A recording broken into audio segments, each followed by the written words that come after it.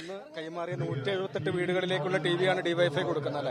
അതെ അതെ, ഞങ്ങള് ഈ ദുരന്തം നടന്ന സന്ദർഭത്തിൽ തന്നെ ഇവിടെ 25 വീട് കൊടുക്കാമെന്ന് പറഞ്ഞിരുന്നു.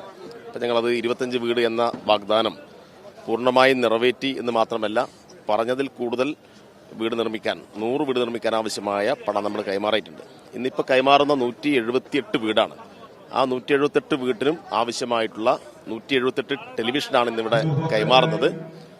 അതുകൂടാതെ ഇനി ഭാവിയിൽ ഈ പ്രദേശത്ത് ജീവിക്കുന്നവരുടെ വിദ്യാഭ്യാസ കാര്യങ്ങളിലും ഇവിടെയുള്ള ചെറുപ്പക്കാരുടെ തൊഴിലുമായി ബന്ധപ്പെട്ട കാര്യങ്ങൾ കൂടി ഡിവൈഎഫ്ഐ ഇടപെടും എന്ന് ഇപ്പോൾ ഇവർക്ക് ഉറപ്പ് നൽകുകയാണ്.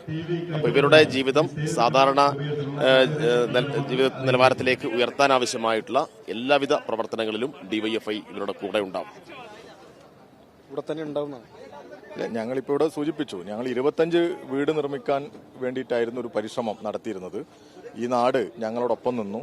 ഡിവൈഎഫ്ഐ പ്രവർത്തകർ, ഡിവൈഎഫ്ഐയുടെ സഖാക്കൾ നാട്ടിലുടനീളം ഇറങ്ങി ആക്രി പെറുക്കി പായ്വസ്തുക്കളെല്ലാം ശേഖരിച്ച് വിൽപ്പന നടത്തി അധ്വാനം സംഭാവന ചെയ്ത് ഞങ്ങൾ 20 കോടിയിൽ അധികം രൂപ സമാഹരിച്ച് അങ്ങനെ വീടിനാവശ്യമായ 20 കോടി രൂപ, 100 വീടിനുള്ള 20 കോടി രൂപ ഞങ്ങൾ കൈമാറി. ഇന്ന് നമുക്ക് അഭിമാനമുള്ള ഒരു ദിവസമാണ്. വീട് കൈമാറ്റം നടക്കുകയാണ്. 178 വീടിന്റെ കൈമാറ്റം നടക്കുകയാണ് ഈ ടൗൺഷിപ്പിൽ. അപ്പോൾ ഞങ്ങളുടെ സംസ്ഥാന കമ്മിറ്റി ആലോചിച്ചാണ് ഞങ്ങൾ ഇങ്ങനെ ഒരു സമ്മാനം കൂടി കൊടുക്കണം, ഒരു സർപ്രൈസ് ഗിഫ്റ്റ് നമ്മുടെ പ്രിയപ്പെട്ടവർക്ക് വേണ്ടി, ചൂരൽമലയിലെയും മുണ്ടക്കയിലെയും പ്രിയപ്പെട്ടവർക്ക് വേണ്ടി കൊടുക്കണം. അപ്പോൾ ഞങ്ങളുടെ സംസ്ഥാന കമ്മിറ്റി അംഗങ്ങൾ എല്ലാവരും ഒറ്റക്കെട്ടായി അവർക്ക് കഴിയാവുന്ന തരത്തിൽ സഹായിക്കാമെന്നും ഇടപെടാമെന്നും പറഞ്ഞു. അങ്ങനെ ഞങ്ങൾ പെട്ടെന്ന് ആലോചിച്ചാണ് ഇങ്ങനെ ഒരു ഗിഫ്റ്റ്, ഒരു സർപ്രൈസ് ഗിഫ്റ്റ് TV, ഒരു 32 ഇഞ്ചുള്ള ഗൂഗിൾ TV ഇവിടെ വിതരണം ചെയ്യാൻ ഞങ്ങൾക്ക് സാധിച്ചത്.